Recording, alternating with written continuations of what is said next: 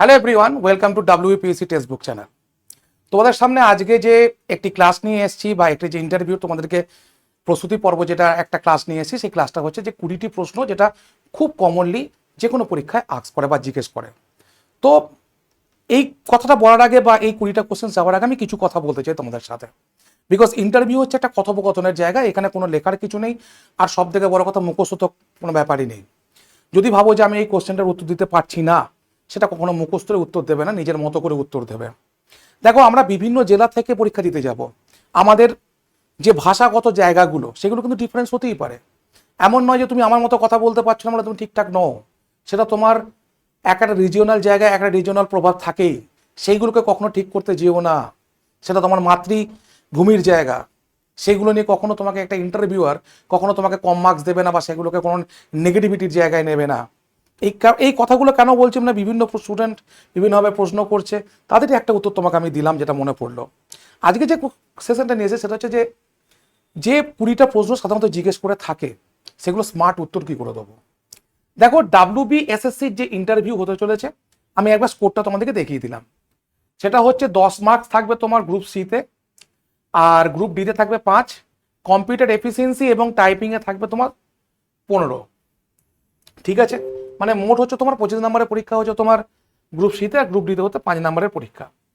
তো এরপরে ইন্টারভিউ যে যখন যাব তখন আমাদের মধ্যে যে পার্সোনালিটি থাকবে, সেই পার্সোনালিটি যেন একটা সরল সোজা এবং একটা স্মার্ট পার্সোনালিটি থাকে। এবার তোমাদের মনে প্রশ্ন হতে পারে যে স্যার, সরল সোজা হলে স্মার্টনেসটা কি করে আসবে। দেখো, আমি যত বেশি অনেক ধনী ব্যক্তি, যত বেশি কর্পোরেট সেকশনের লোকজনকে দেখেছি, তারা কিন্তু অনেক বেশি অমায়িক রূঢ় হওয়ার থেকে। তুমি ধরো হঠাৎ করে কোনো তোমার পাড়ার কোনো লোকজনকে দেখবে যারা খুব তাড়াতাড়ি ধনী হয়েছে বা খুব তাড়াতাড়ি তারা একটু উচ্চ জায়গায় গেছে, তারা দেখবে ব্যবহারগুলো দেখবে খুব রুড হয়ে যায়। সেখান থেকে আমাদের ধারণা থাকে এটাই যে আমরা হয়তো যেখানে যাচ্ছি সেখানে ধরো রুড লোকজনের সঙ্গে আমাদেরকে বিহেভিয়ার করতে হবে, কিন্তু সেটা নয়। তুমি ইন্টারভিউ বোর্ডেও তোমাকে খুব সুন্দর ব্যবহার করা হবে, ঠিক আছে, কোনো কোনো জায়গায় বুঝতে দেওয়া হবে না যে তুমি খারাপ ইন্টারভিউ দিচ্ছ, ঠিক আছে। আবার ভালো ইন্টারভিউ দিলেও তার কোনো তুমি রেজাল্ট পাবে না, অন্তত তৎক্ষণাৎ। তো সেক্ষেত্রে একটা স্মার্ট অ্যাপ্রোচ এমনই দরকার যেখানে what ever the situation is, I will definitely handle. অর্থাৎ আমি ঠিক হ্যান্ডেল করতে পারবো সিচুয়েশনটাকে, সেটাই হচ্ছে একটা ইন্টারভিউ প্রিপারেশন। অর্থাৎ ইন্টারভিউ প্রিপারেশন মানে এমন নয় যে আমি 200টা কোশ্চেন জেনে গেলাম, it's not like that. Interview preparation মানে সেটাই যে এই ডিফিকাল্ট সিচুয়েশনটাকে আমি ফেস করতে পারছি কিনা। ইন্টারভিউরা একটা জিনিস দেখে যে তোমাকে যে ডিফিকাল্ট জায়গাটা তোমাকে ফেলে দিচ্ছে, তুমি সেই জায়গাটাকে ওভারকাম করতে পারছো কিনা। সব থেকে বড় কথা, যে কোশ্চেনটার উত্তর তুমি জানো না সেটাই কি করে তুমি ওভারকাম করছো, সেগুলো নিয়ে কথা বলবো আজকের এই ক্লাসে। তো দেখো, প্রথম যে জায়গাটা আমি নিয়ে কথা বলবো সেটা হচ্ছে কি না, এই কোশ্চেনটা সবাইকেই মোর অনলেস ধরে থাকে যে কোনো পরীক্ষায়, ঠিক আছে। টেল মি অ্যাবাউট ইয়োরসেলফ, তুমি নিজের সম্বন্ধে বলো। এরপর আমি একটা তোমাদেরকে খুব সিম্পল কথা বলে রাখি, তোমরা দিতে চলেছো গ্রুপ সি এবং গ্রুপ ডির ইন্টারভিউ, সেখানে এমন কোনো প্রশ্ন ধরা হবে না যে তোমরা হয়তো কোনো বড় বড় ইন্টারভিউ দেখে বসে আছো যেখানে IAS বা UPSCর ইন্টারভিউ নেওয়া হচ্ছে। ওগুলো দেখা মানে তোমাদের কাছে সময় নষ্ট ছাড়া কিছু নয়। কারণ না ইউপিএসসির মতো ড্রেস কোড তোমাকে ফলো করতে হবে, না ইউপিএসসির মতো অ্যাটিটিউড তোমাকে ফলো করতে হবে, না অ্যাডমিনিস্ট্রেশন থেকে তোমাকে এত প্রশ্ন তোমাকে ধরবে। তুমি একটা শিক্ষাগত জায়গায় যাচ্ছ, সেখানে শিক্ষা নিয়ে যে ব্যাপারগুলো আছে সেইগুলো তোমাকে ভালোভাবে প্রিপারেশন নিয়ে যেতে হবে। এই ক্লাসের মধ্যে তোমাদের অন্তত আমি 70 থেকে 80% ক্লিয়ার করে দিতে পারি যে তোমরা কি পড়তে চলেছো। চলো দেখো, আমি এখানে কিচ্ছু লিখিনি, নিজের নাম, শিক্ষাগত যোগ্যতা এবং বর্তমান প্রস্তুতির কথা বলবে। ফ্যামিলি হিস্ট্রি নয়, যেটা অনেকে ভুল করে থাকে। আমি তোমাদেরকে সেদিন হয়তো দেখবে সেশনটাতে আমি একটা কথা বলেছিলাম যে আমি মক ইন্টারভিউ নিয়েছি খুব কম করে হলো 2 থেকে 3,000 জনের, আমি আনকাউন্টেবল, বিশেষ করে WEP এবং KP, ঠিক আছে। তো সেখানে যখনই তাকে বলি যে tell me about yourself, তখনই প্রথমেই ফ্যামিলি হিস্ট্রি চলে আসে যে আমরা 4 ভাই বোন, আমার বাবা এই করেন ওই করেন, কিচ্ছু না। নিজের নাম, নিজের যোগ্যতা, বর্তমানে তুমি কি করছো, সেটাই হচ্ছে তোমার tell me about yourself. সবসময় স্মার্ট আনসার কোথায় লুকিয়ে থাকে জানো, যেখানে আমি জিনিসটাকে স্বচ্ছ করে বলতে পারি, ছোট করে বলতে পারি। অত সময় তুমি পাবে না, 5 থেকে 7 মিনিট ম্যাক্সিমাম। 2 নম্বর প্রশ্ন কি রেখেছি দেখো তোমাদের সামনে, why do you want to join WBSSC। এই প্রশ্নটা করেই থাকে, সেটা তুমি WBSSC SLSTর জন্য যাও, WBPSCর জন্য যাও, যে তুমি কেন জয়েন করতে এসেছো। স্বভাবতই স্টুডেন্টের মধ্যে তখন একটা দেশাত্মপ্রেম জাগিয়ে ওঠে। আমি শিক্ষা ব্যবস্থাকে ঠিক করতে চাই, আমি শিক্ষা ব্যবস্থাকে নিয়ে কাজ করতে চাই। তুমি এত কিছু, তোমার জায়গা নেই এখানে। তুমি সিম্পল একটা গ্রুপ সি গ্রুপ ডি পদে জয়েন করছো, তো তুমি এখানে কিছু রেভলিউশন আনতে পারবে না। তুমি যেটা বলতে পারো সেটা হচ্ছে এটাই যে আমার শিক্ষা নিয়ে থাকতে ভালো লাগে, শিক্ষার ব্যাপারে আমি যদি কোনো হেল্প করতে পারি এবং স্টুডেন্টদেরকে যদি ভবিষ্যতে কোনোভাবে সাহায্য করতে পারি, সেটা ক্লার্ক হিসেবেই হোক বা গ্রুপ ডি হিসেবেই হোক, আমি নিজেকে ধন্য মনে করব। That will B your answer. দেখো একটা সিম্পল একটা রেখে দিয়েছি তোমাদের সামনে আমি, সেটা হচ্ছে যে আমি WBSSC গ্রুপ সিতে যোগ দিতে চাই, কারণ এটি একটি স্থায়ী এবং দায়িত্বপূর্ণ সরকারি চাকরি। এটা সব থেকে বড় কথা। তোমার যেটা মনের মধ্যে চলছে, তুমি তো সত্যি কথা বলতে চাও, সরকারি চাকরির জন্য চেষ্টা করছো, এটা স্থায়ী বলি, তুমি 60 বছর পর্যন্ত তুমি সিকিউরিটি পাচ্ছ বলি, যেখানে আমি শিক্ষা ব্যবস্থার কার্যকর পরিচালনায় অবদান রাখতে পারবো। দেখো এগুলো কিন্তু মুখস্থ করবে না। যখনই তুমি এগুলো যখন ঝরঝর করে বলো, তখনই বুঝতে পারবে ইন্টারভিউয়ার যে তুমি মুখস্থ করে এসো জিনিসটাকে, যে আমি শিক্ষা ব্যবস্থার উপর কিছু না কিছু কাজ করতে পারবো, সেখানে উন্নতি করতে পারবো, এরকম নিজের ভাষায় বুঝিয়ে বলো। এছাড়া শিক্ষা ব্যবস্থার সঙ্গে যুক্ত হয়ে সমাজের উন্নয়নে কাজ করার সুযোগ পাবো। এই কথাগুলো যখন বলবে, তখনই ফট করে যদি প্রশ্ন করে আপনি সমাজের কি উন্নয়ন করবেন অ্যাজ এ ক্লার্ক হিসেবে? আপনি তো মার্কশিট তৈরি করবেন, স্টুডেন্টদের ইভালুয়েশন করবেন, আপনি কি করে সমাজের কল্যাণ করবেন? তো এই জায়গাগুলোকে কিন্তু খুব সাবধানে উত্তর দেবে, ঠিক আছে? সমাজের উন্নয়ন বলতে এটাই যে একটা বাচ্চাকে ঠিকঠাক মূল্যায়নের জায়গাটাকে তৈরি করা, এটা একটা সমাজের উন্নয়নমূলক ব্যাপার। বেশ, চলো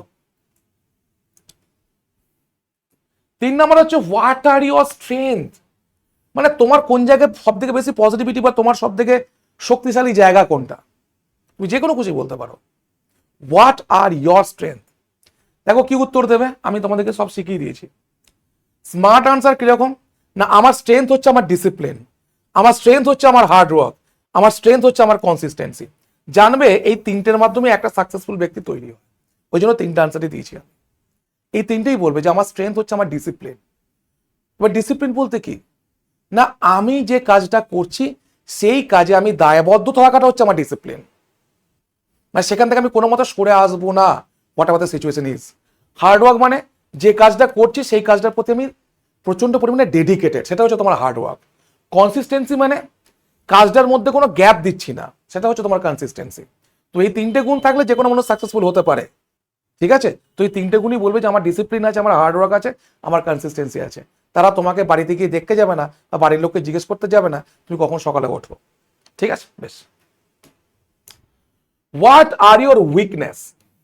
এই জায়গাটা কিন্তু খুব সমস্যাজনক। তোমার উইকনেস কি? এমন কোনো উইকনেস বলবে না যেটা তোমাকে সমস্যা করতে পারে ভবিষ্যতে। যদি তোমার সত্যি সত্যিই কোনো উইকনেস এরকম থেকে থাকে, তুমি ভিড় সহ্য করতে পারো না, ভিড় বাস সহ্য করতে পারো না, বাসে ট্রেনে গেলে তোমার বমি হয়, তাহলে তোমাকে বলো তাহলে তুমি আপনি যাবেন আসবেন কি করে, তাই না? এই জায়গাগুলো কিন্তু খুব অ্যাভয়েড করে যাবে। উত্তর একটাই দেবে, যে উত্তরটা আমি দিয়ে দিচ্ছি, আমি আগে ওভার থিঙ্কিং করতাম, এখন সেটা ইমপ্রুভ করেছি। That will B your answer. যদি প্রশ্ন করে কি ওভার থিঙ্কিং করতেন, যে চাকরি না পেলে কি হবে, এরকম একটা ওভার থিঙ্কিং করতাম। চাকরি না পেলে কি হবে, আমি যদি সত্যি সত্যি কোনো জায়গা নাই পাই তাহলে কি হবে। তখন বলবো তাহলে আপনি এখন তো আপনি চাকরি পাননি, তাহলে আপনি ওভার থিঙ্কিংটা কাটালেন কি করে? তখন বলবে যে দেখুন, এই পৃথিবীতে আমি দেখেছি যে 4 to 5% মানুষ তারা চাকরি করে, কিন্তু বাকি যারা আছে তারাও তো হ্যাপি থাকে। তো আমি আমার পরিস্থিতিকে মানিয়ে নিয়ে হ্যাপি থাকার সুযোগ আমি করে ফেলেছি। তখন যদি বলে যে তাহলে তোমার চাকরির প্রয়োজন নেই, তো বলে প্রয়োজন তো মানুষের জীবনে থাকে। আমার কি উচ্চাকাঙ্ক্ষা নেই, আমার কি স্বপ্ন নেই? স্বপ্ন তো মানুষ দেখবে, তবে এটা নয় যে আপনি স্বপ্নটাকে ধ্বংস হয়ে গেলে আমি বাঁচতে পারবো না। সবসময় একটা স্মার্ট আনসার হবে, এইটুকু যেন মনে থাকে। Why should we select you. আমরা কেন তোমাকে সিলেক্ট করব? কি বলবে? স্যার আমি ফাটিয়ে দেবো কাজকর্মে। তোমাকে যেটুকু কাজ দেবে তোমাকে সেটুকুই করতে হবে। এখানে এটা অ্যাডমিনিস্ট্রেশন জব নয়। অ্যাডমিনিস্ট্রেটিভ জব হলে সেটা অন্য কথা। তোমার উত্তর দেখো, স্মার্ট আনসার কি হবে? I have dedicated and responsible person. ঠিক আছে, I have dedicated and responsible person. আমি প্রচন্ড পরিমাণে রেসপন্সিবল, বাংলায় বলবে। আমি ধরো ইংরেজিতে লিখেছি, তুই বাংলায় বলবে যে আমি প্রচন্ড পরিমাণে রেসপন্সিবল এবং ডেডিকেটেড পার্সন। ঠিক আছে? What is your opinion on current issues. যে কোনো একটা কারেন্ট ইস্যুকে তুমি তুলবে যেটা তুমি স্বচ্ছ। ওই জন্যই আমরা যখন ইন্টারভিউতে যখন আমরা তোমাদেরকে কোচিং দেবো পেড ব্যাচে, যারা ইন্টারভিউ যারা নিয়েছো তাদেরকে বা যারা নেবে তাদেরকে 17 তারিখ থেকে যেটা শুরু হচ্ছে আমাদের, সেখানে আমরা অনেকগুলো কারেন্ট টপিককে নিয়ে ডিসকাশন করে দেবো। বিকজ আমাদের কাছে তো কারেন্ট অ্যাফেয়ার্সের টিচার থাকছেই, তারা বলে দেবে যে এই কারেন্ট টপিকগুলো তোমার কাছে সেফ। অনেক কারেন্ট টপিক হয় না, যখন যুদ্ধ নিয়ে বলতে গেলে, এবার যুদ্ধ নিয়ে বলতে যদি ট্রাম্পকে তুমি বলো যে ট্রাম্পের দোষ আছে, তুমি তো এরকম বলতে পারবে না জিনিসটাকে। কিরকম বলবে দেখো, অ্যাগ্রেসিভনেস যেন না থাকে, ব্যালেন্স আনসার দিতে হবে, না বেশি অ্যাগ্রেসিভ না নিউট্রাল। আবার তুমি নিউট্রালও থাকতে পারবে না, এটা সব থেকে বেশি চাপের, জানো তো। তুমি মনে করো একটা কোনো ইন্টারভিউ দিতে গেছো, তুমি বাচ্চা ছেলে নাও, তোমার প্রতি একটা দায়িত্ব আছে, একটা রাজ্যের, একটা দেশের, আর তুমি দায়িত্বহীন হতে পারো না। তুমি যখনই নিউট্রাল হয়ে যাবে তখনই তোমাকে দায়িত্বহীনের পরিচয় দিয়ে দেবে, বুঝতে পেরেছো? অতএব যেটা বলবে সেটাকে স্মার্ট আনসার, ব্যালেন্স আনসার দেবে, ঠিক আছে? What is your hobby? দেখো এই প্রশ্নটা সবাই বলে বই পড়া। দেখো হবি মানে হচ্ছে যে what is your passion actually. মানে আমি যে কাজটা করলে আমার মনে হয় না যে দিনটা কেটে গেল হঠাৎ করে, যে কাজটা করলে আমার মনে হয় না যে বোরিং লাগছে, সেটাই হচ্ছে আমার হবি। সেটা তোমার রান্না করা, গাছ প্ল্যান্টেশন, তারপর তোমার হচ্ছে তুমি ঘুরে বেড়ানো, ঠিক আছে, তোমার কোথাও গিয়ে এক জায়গায় তুমি নিশ্চিন্তে বসে থাকা, এই সমস্ত কিছু তোমার হবির মধ্যে পড়তে পারে। বই পড়াটা আমাদের যেন ছোটবেলা থেকে আমাদেরকে শিখিয়ে দেওয়া হয়েছে যে হবি মানে এটাই হতে হবে। হবি মানে whatever you feel like freedom, মানে যেখানে তুমি একটা স্বাধীনতা ভোগ করো। এবং অনেকে দেখবে খুব সুন্দর পড়ান, খেয়াল করে দেখবে স্টুডেন্টদের জন্য সারাদিন লেগে আছেন, সারাদিন পড়াচ্ছেন, তো ওটা তার হবি। হবি বলেই সে পাচ্ছে, নাহলে পারবে না, ঠিক আছে? যদি মনে করো আমাকে প্রেসারাইজ করে পড়ায় আর আমি ধরো নিজে পড়াচ্ছি, দুটোর মধ্যে তফাৎ থাকে, ঠিক আছে? এই ক্লাসগুলো তোমাদের কাছে নিয়ে আসা মানে তোমাদেরকে আমি শেখানো, আমার মনে হচ্ছে আমি শেখাচ্ছি, আমার মনে হয় তোমাদেরকে আমি হেল্প করতে পারছি, সেখানে আমার স্যাটিসফ্যাকশন। এরকম অনেক টিচারের থাকতে পারে, ঠিক আছে? কারোর পড়ানোটাও হবি হতে পারে। তোমার ধরো তুমি নিজেই হয়তো কোনোদিন নিজেকে জিজ্ঞেস করো যে হোয়াট ইজ ইয়োর হবি। তোমার পড়াশোনা করানো তোমার হবি হতে পারে, ঠিক আছে? তো বই পড়াটা, কারো টিচিং করা, এটাও হবি হতে পারে। তো হবিটা নিজে জেনে শুনে উত্তর দেবে, কিন্তু আমি বারবার বলছি, এমন হবি বলবে যেটা এক্সপ্লেন করতে পারবে, এমন হবি বলবে যেটা এক্সপ্লেন করতে পারবে, ঠিক আছে? What is your graduation subject explain briefly. দেখো খুব একটা সম্ভাবনা নেই, এটা যে খুব একটা সম্ভাবনা আছে তোমাদেরকে জিজ্ঞেস করা তা কিন্তু নয়।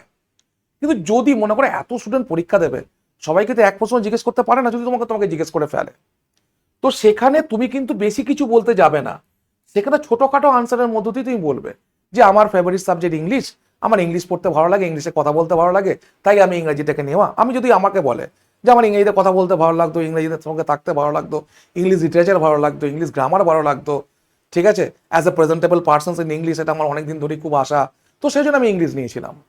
এটা আমার কথা। তুমি যদি তোমার কথাটা এভাবেই ব্যক্ত করতে পারো, you will get the high score, ঠিক আছে? মিথ্যা কথা নয়, বানিয়ে নয়, ওকে?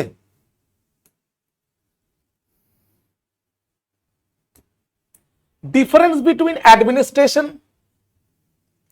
অ্যান্ড ম্যানেজমেন্ট, এইগুলো হচ্ছে খুব হায়ার লেভেলের প্রশ্ন, মানে এইগুলো হচ্ছে তোমাকে ফাঁসিয়ে দেবার প্রশ্ন, আর তুমি ট্রাকে পড়ে যাবে, ঠিক আছে?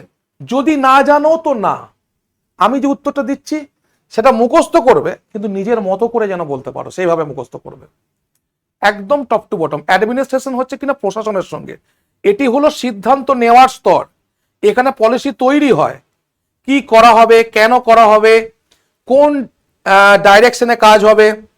Example, government decides education policy, government ধরো এডুকেশন পলিসি তৈরি করছে, এটা হচ্ছে কি না অ্যাডমিনিস্ট্রেশন। ম্যানেজমেন্ট কোনটা, যেখানে তুমি জয়েন করছো, ম্যানেজমেন্ট হচ্ছে পরিচালনা, এটি হলো কাজ বাস্তবায়ন স্তর, অর্থাৎ এরা পলিসিটাকে মেক করলো, এরা পলিসিটাকে তৈরি করলো, কারণ কি জন্য তৈরি করলো, কেন তৈরি করলো, এরা জানে, তোমাকে সাথে ইমপ্লিমেন্ট করতে হবে, কিভাবে করা হবে, কে করবে, কখন করবে, school authority implements that policy, বুঝতে পেরেছো? মানে তুমি এই ম্যানেজমেন্টের সঙ্গে যুক্ত হবে। যদি তোমাকে প্রশ্ন করে যে অ্যাডমিনিস্ট্রেশন এবং ম্যানেজমেন্টের মধ্যে আপনি কোন স্তরে যুক্ত হবেন, বলবে আমি ম্যানেজমেন্ট স্তরে যুক্ত হব, ঠিক আছে? এইগুলো যেন ঠিক থাকে। What is your district famous for, দেখো এখানে আমি একটা উত্তর দিতে পারবো না, তুমি জানো বিভিন্ন জন বিভিন্ন ডিস্ট্রিক্টে বাস করো, বাট এইটুকু জিনিসটাকে মনে রাখবে, জিওগ্রাফি কোথায় অবস্থিত, তার মানে অবস্থানের দিক থেকে সেটা সেরা কেন, ঠিক আছে। কালচার, সেখানকার কালচারটা সব থেকে বড় কথা। দেখো আমরা সবাই বাঙালি কালচারের মানুষ, কিন্তু তার মধ্যে একটা জায়গা দেবে, একটা কালচার দেবে হাইলাইটেড হয়ে থাকে সেইটা, এবং ইকোনমিক্যাল যে ব্যাপারগুলো সেটা মেনশন করবে। যে আমাদের ধরো কেউ উত্তরবঙ্গ থেকে আসছে, অবশ্যই পর্যটনটাকে হাত দেবে, পর্যটনটাকে অবশ্যই বলবে যে এখানে একটা ইকোনমিক আমাদেরকে গ্রো করে পর্যটনটা, ঠিক আছে। তো এই জায়গাগুলো যেন অবশ্যই মনে থাকে, ওকে। তো আমি আর 20টা কোশ্চেন্স পড়ালাম না, এরকম বহু বহু প্রশ্ন আছে যেগুলো আমরা ইন্টারভিউ সেকশনে করাবো, যেগুলো তোমাদেরকে শেখাবো প্রতিদিন। শুরু হচ্ছে 17 এপ্রিল থেকে। যারা নিতে চাও তাদেরকে পে করতে হবে 499, ঠিক আছে। যারা নিতে চাও তারা এই নাম্বারে আমাকে মেসেজ করবে 7908100347, 7908100347, এই নাম্বারে মেসেজ করবে, আমি লিঙ্ক পাঠিয়ে দেবো। লিঙ্কে পেমেন্ট করার সাথে সাথেই তোমাকে জয়েন করিয়ে দেওয়া হবে, করবে না করিয়ে দেওয়া হবে, তারপর সব কিছু ওখানে বলা হবে। এবং যেদিন তোমার মক ইন্টারভিউ থাকবে তার 2 দিন আগে তোমার কাছে টাইম চাওয়া হবে, যে এই দিন এই সময় তোমাকে টাইম দেওয়া হচ্ছে, আর ইউ ফ্রি নাও বা উইল ইউ ফ্রি দেন, তখন তুমি বলবে ইয়েস, তখন তোমাকে ওখানে সেট করা হবে। এবং বোর্ডে 3 থেকে 4 জন সিটার থাকবেই থাকবে, ঠিক আছে। চলো ভালো করে প্রস্তুতি নাও, আর তো 30 দিনের মাথাতেই হয়তো তোমাদেরকে ইন্টারভিউ ফেস করতে হতে চলেছে। তো যাই হোক, ভালো করে প্রিপারেশন নাও, তোমাদের জন্য বেস্ট উইসেস রইল। সবাই ভালো করে পড়াশোনা করো, এবং বারবার নিজের অ্যাটিটিউডটাকে তৈরি করো এই কদিনে, নিজেকে পড়াশোনামুখী তো অন্য লেভেলে তৈরি করে, মানে পড়াশোনা মুখস্থ না করে নিজেকে নিজের অ্যাটিটিউডটাকে তৈরি করে as a smart students who will definitely face the difficult situations, that will be your goal. Thank you.